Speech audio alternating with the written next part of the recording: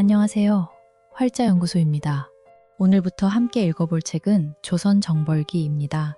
1917년 일본 국사연구회에서 간행한 책으로 에도 시대에 전해 내려온 기록을 바탕으로 임진왜란을 일본의 시각으로 서술한 사료입니다.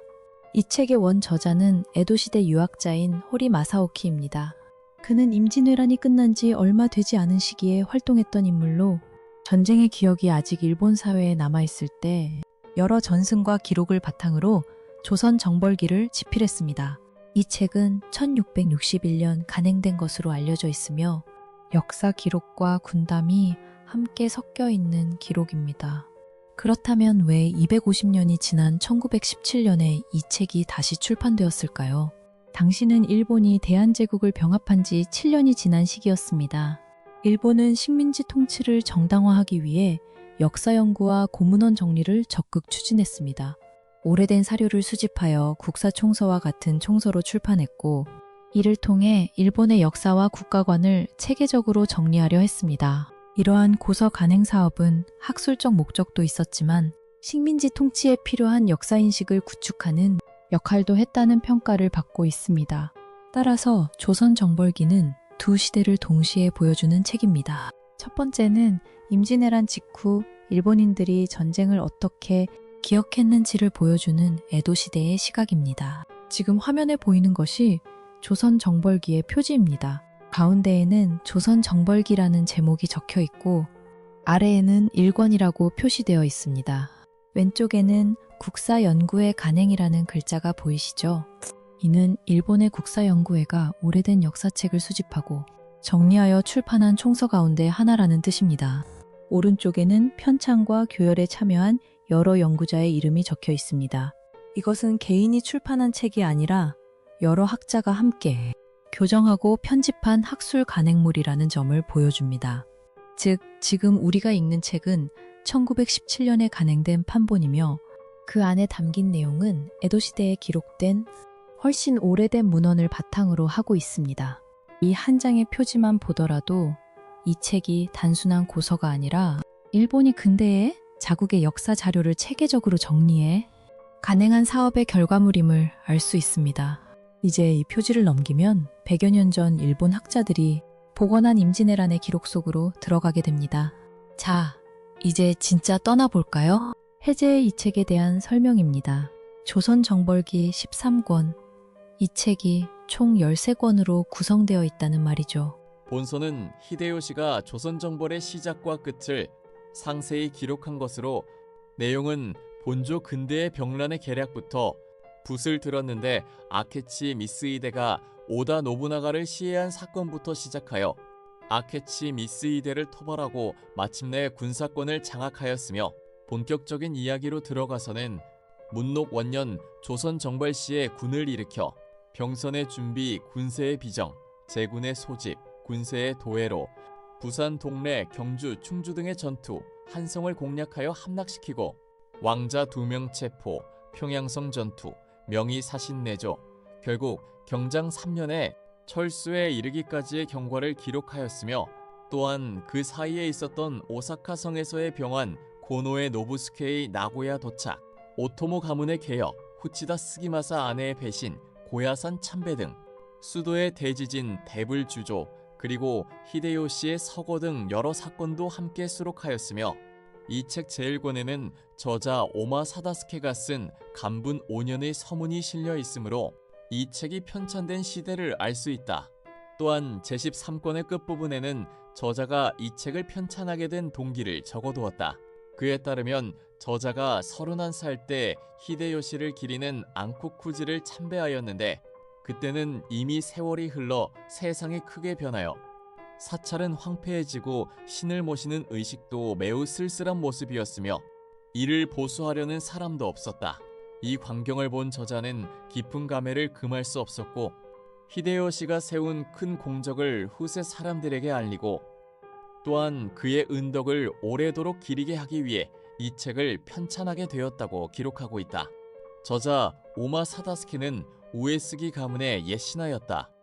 그의 선조는 우사 요시아키 가와누카미라 하였고, 조부는 우사 요시히로, 부친은 우사 다스케라고 한다. 이들은 근세에 이름이 알려진 무사 집안이었다. 오마 사다스케는 병학에 능통하였고 문장에도 뛰어난 재능을 갖추고 있었다. 그는 이 책 외에도 가와나카지마 합전 이야기를 저술하였다. 이 책은 내가 별도로 편찬한 에치고 사집 천권에 수록해두었다. 다만 안타깝게도 그의 전기에 대해서는 자세히 알려진 것이 없다.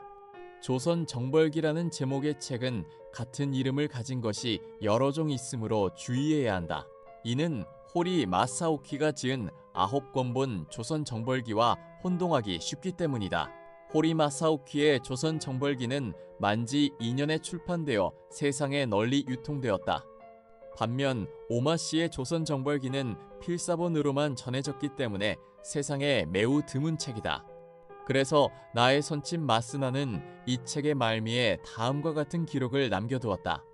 이 책은 모두 13권으로 이루어진 조선 정벌기이며 오마 사다스케가 편찬한 것이다. 이보다 앞서 호리 마사오키가 편찬한 조선 정벌기가 있는데 그것은 모두 9권으로 된 판본이다. 제목은 같지만 내용은 서로 다르므로 이를 구별하기 위해 이 책은 오마본이라 하고 저쪽은 호리본이라 부른다. 이 책은 구로카와 가문이 소장하던 오래된 필사본을 바탕으로 수록하였다. 대정 5년 12월 구로카와 마사미치 씀. 이상 해제를 보셨는데요. 조선 정벌기의 유래를 설명하는 내용입니다. 설명에 따르면 조선 정벌기에는 같은 제목의 책이 두 종류 있습니다. 하나는 13권의 오마 사다스케본이고 다른 하나는 9권의 호리 마사오키본입니다. 제가 번역하는 것은 1916년 구로카와 마사미치가 오마본 필사본을 저본으로 간행한 13권본 조선 정벌기입니다. 오마 사다스케의 조선 정벌기는 인쇄본이 아니라 필사본으로 전해졌으며 1916년 구로카와 마사미치가 집안에 소장하던 오래된 필사본을 바탕으로 간행했다는 것입니다. 저자는 히데요시를 기리는 사찰이 황폐해진 모습을 보고 그의 업적을 후세에 남기기 위해 이 책을 편찬했다고 밝히고 있습니다.